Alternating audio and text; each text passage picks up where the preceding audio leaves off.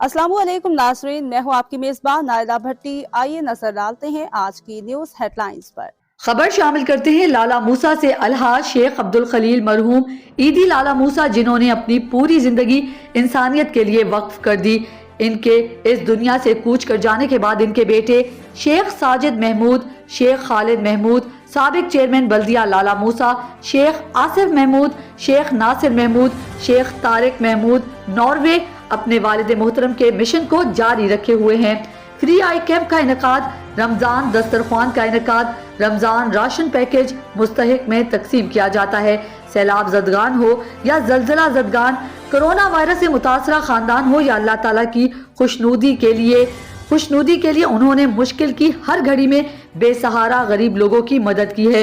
उन्होंने कहा है कि हम इस मिशन को हमेशा जारी रखेंगे। तब तक के लिए इतना ही। मज़ीद खबरों और हेडलाइंस के लिए आपकी खिदमत में फिर हाजिर होंगे। तब तक के लिए दीजिए इजाज़त।